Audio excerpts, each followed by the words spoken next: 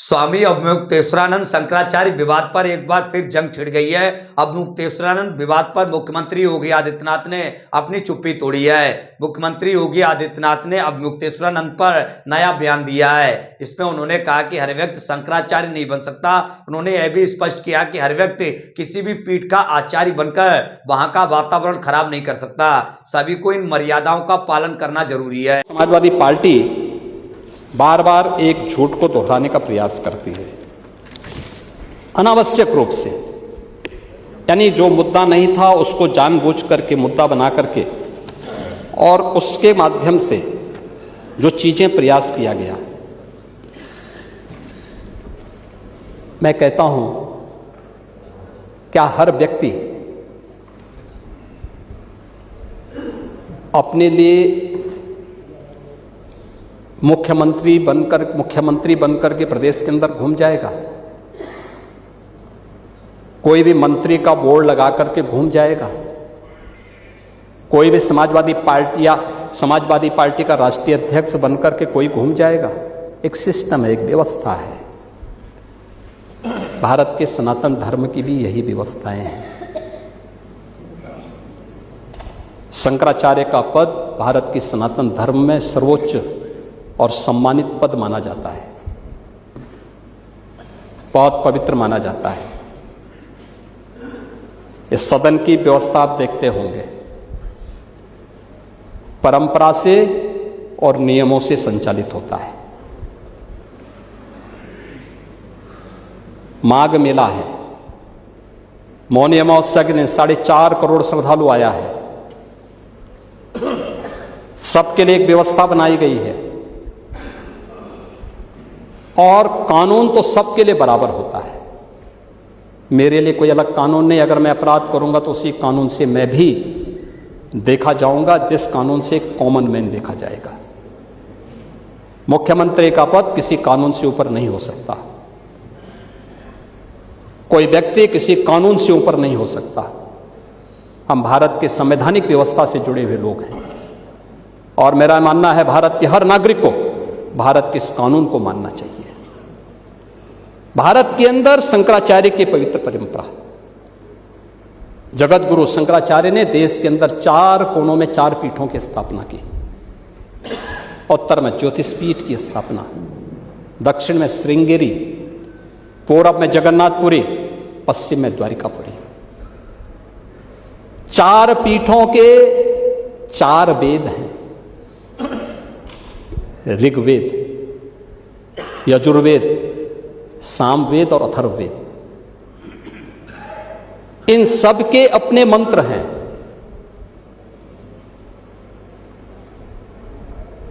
ऋग्वेद,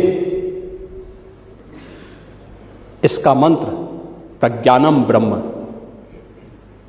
ये प्रज्ञा ही ब्रह्म है, ये इसका मंत्र है। क्योंकि बुद्धि की पवित्रता पर ऋग्वेद ध्यान देता है। यजुर्वेद अहम ब्रह्मास्मि, इसका मंत्र है, मैं ही ब्रह्म हूं। कोई भी साधक जब अपनी साधना की पराकाष्ठा में पहुंचता है तो उसको इस बात की अनुभूति होती है। यही उपनिषदों का उद्घोष भी है।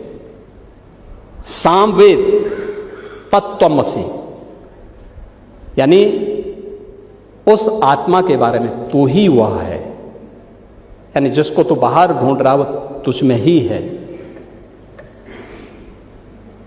और अथर्ववेद अयात्मा ब्रह्म, यह आत्मा ही ब्रह्म है। ये 4 मंत्र हैं। आदि जगत गुरु शंकराचार्य ने अनिवार्य किया है, जिस पीठ के लिए जो योग्य पात्र होगा उसका मंत्र, उसका भाष्य, आज की भाषा में आप कह सकते हैं थीसिस, वह विद्वत परिषद के द्वारा अप्रूव की हुई, उसके द्वारा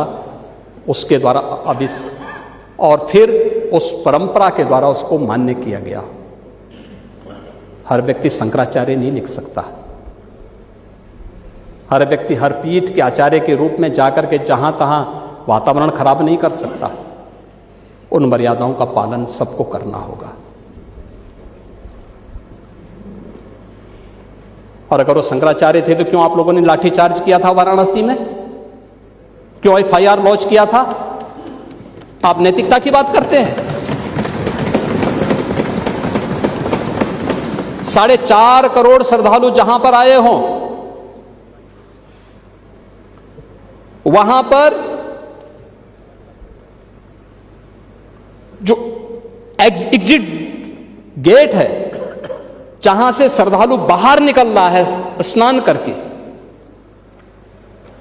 उस द्वार, उस पेंटून से, उस मार्ग से किसी को बाहर निकलने का कोई वो नहीं, क्योंकि उससे अंदर जाने का कोई प्रयास करता है तो एक नए स्टैम्पेड को जन्म देता है, वहां पे नए भगदड़ को जन्म देता है, श्रद्धालुओं के जीवन के साथ खिलवाड़ करता है।